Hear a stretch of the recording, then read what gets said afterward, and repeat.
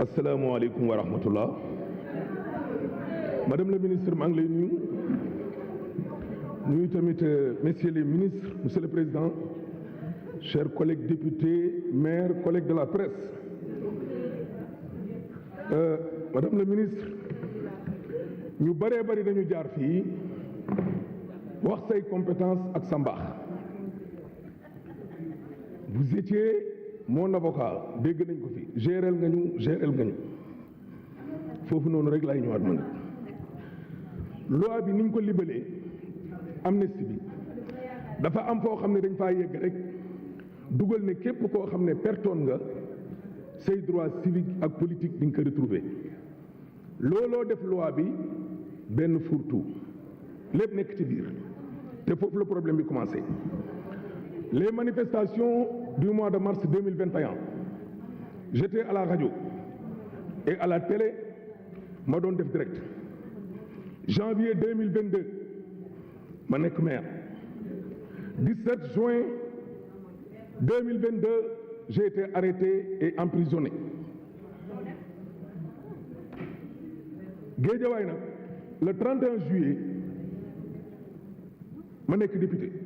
Le 6 mars 2024 ñu woo ñu fii ne ñëw leen ñu voté ab loi d'amnistie.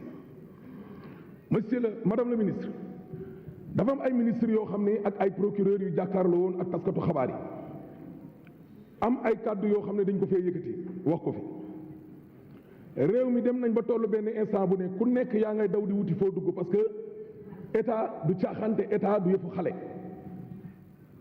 su ay ministre de l'intérieur wala de la justice wala ay procureur dem ba xamal ñu ne am na ay nit ñoo xam ne rax nañ ñu ay forces occultes ay forces spéciales ay rebelles ay terroristes et cetera ñu ngi fii ci biir réew mi ñëpp reculer ne bàyyi leen xel ñii parce que état du waxoon tout balaa ñoo voté loi ne dañuy seetal kii wala kii. war na ñoo xam ñooñee nga xam ne ñooñu raxoon anañu chers collègues députés yéen ñi bokk Benno Bokk Yaakaar di waa APR ñii féete fii ñu jàppee woon leen ay terroristes jàppee woon leen ay rebelles jàppee woon leen tey dafa mel ni yéen bi ngeen di ñëwee tey da ngeen waroon changer place ñii ñëw nii yéen ngeen dem ne je veux être constant sama kàdduy démb bokk ak kàdduy tey loolu la sëñ Abdoulaye waxoon képp koo xam ne say kàdduy démb dafa safaanoo ak say kàdduy tey baal mu dem koo xam ne nag say kàdduy démb ak say kàdduy tey ñoo bokk kooku mën ngeen a ànd lu jëm nag ci wàllum loi bii man de duma ko voté avant ñu fee ñëw laa ko wax duma ko voté tey duma ko voté ëllëg parce que Guédiawaye dafa nekk victime am na benn doomu aadama boo xam ne barki Demba Ndiaye la génn maa ngi moom ñoo bokkoñ am nañu Papis am nañu Mohamed am nañu doomu procureur Ali Ndaw am nañu ay saccage am nañu ñoo xam ne doomu aadama yoo xam ne ay victime lañ ba fii may wax ak yéen ñii daw nañ am nañ ñin ba am maire boo xam ne dafa gàddaay di maire golf barki Demba Ndiaye lay doog a ñëw am nañ ñeneen ñoo xam ne daw nañu ñu bëgg a xëy benn jour rek wax ñëpp ne li xewoon yëpp teg leen ci suuf ñu ñëw ci wàllum Diomaye ak Sonko mi nga xam ne foofu ngeen roof galgal bi pour nous mettre en mal ak population bi mais Diomaye conseil constitutionnel libéré na ko le fait que mu ne ko candidat nga mooy da ngaa set Ousmane Sonko li ko bàyyi kaso benn portable la portable loolu mooy wane ne kon affaire yi mbirum caaxaan la parce que bu lay wàllum sursis ba duggul kaso bu dee wàllum affaire Adji Sarr loolu nag moom contumace ba dindi na bàyyi leen nit ñi ñu dem ñibbi seeni kër waaye loi bi mënuñu ko voté lu mooy lépp dafa leer lu jëm nag ci wàllum réconciliation nationale ñun ay jullit lañ loolu la ñëpp wax président El Hadj Malick Gakou man moom laa àndal président El Hadj Malick Gakou bis bu yàlla dogalee mu ñëw jël réew nii sénégalais yëpp seede nañ ne nit ku dal la nit ku yaru la nit ku baax la nit ku mën a jubóori nit ñi la dañuy dem ba di ko tuumaal ne kii nekkul politicien loolu nag moo ñi nekk suñuy kaddu loi bii duñ ko fi voté tey duñ ko fi voté ëllëg wasalaam. Merci. Seydou Dianko, vous avez la parole. Absent. Adji Diarra Mergane, vous avez la parole. Suivi de Ami Ndiaye.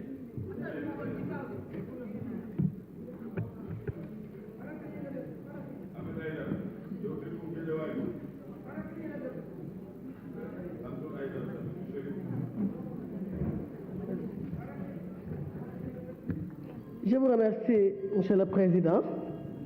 Excellence, Monsieur le Président de l'Assemblée nationale, Madame le ministre garde des Sceaux, Monsieur le ministre du Travail en relation avec les institutions, Monsieur le ministre secrétaire d'État, collaborateurs des ministres.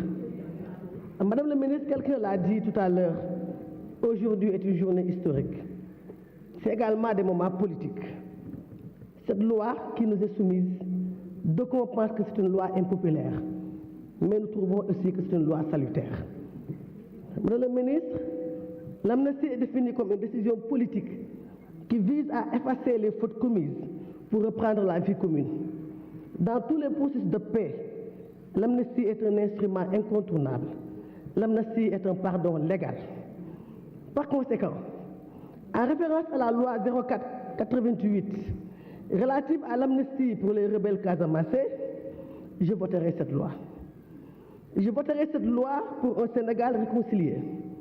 Je voterai cette loi pour le sens du pardon, pour la reconstruction nationale. Et cette reconstruction ne peut se faire que dans la paix et la pacification des cœurs. Si cette loi qui est législative, cette loi impersonnelle, ça veut dire qu'il ne s'applique pas à une seule personne, cette loi absolue, cette loi générale qui est pour tout le monde, doit profiter à des frères sénégalais. Si cette loi doit profiter à des sœurs sénégalaises, je voterai cette loi. Je voterai cette loi également pour rendre hommage à son Excellence le Président Macky Sall.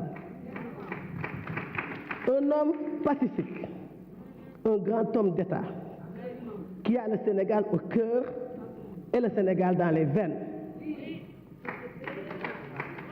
Un grand homme d'État motivé par la réconciliation nationale, le legs d'un pays stable dans l'unité, la fraternité et la commune volonté de vivre ensemble dans la paix et l'amour du prochain. Certes, nous avons le pétrole, nous avons le gaz, mais notre richesse première, c'est la paix qui est gage de stabilité.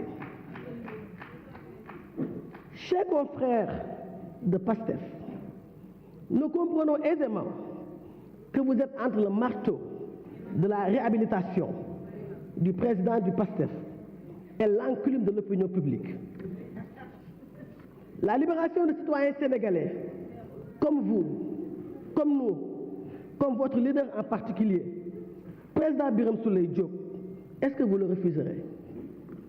Le pardon d'un président de la République, du peuple sénégalais, à travers ses représentants, honorable Abbas Fall, honorable Ismaïla Diallo, vous le refuserez pour votre président?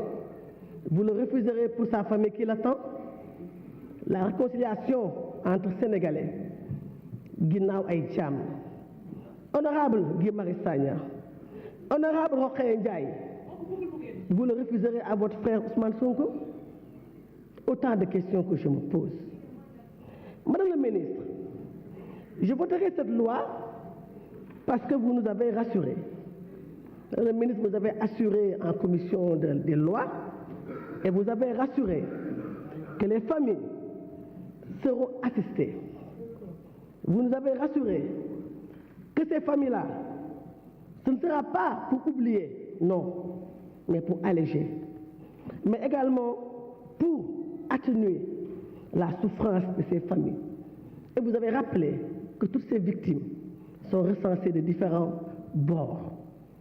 Je voudrais inviter mes collègues ici présents, aussi bien de la majorité présidentielle que de l'opposition, à voter cette loi, parce que nous devons militer tous pour la paix.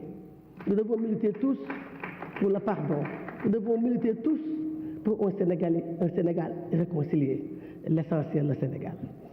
Je vous remercie, Monsieur le Président. Merci, cher collègue. La parole est à notre collègue Ami Ndiaye, suivi de Sokhna Mbodj.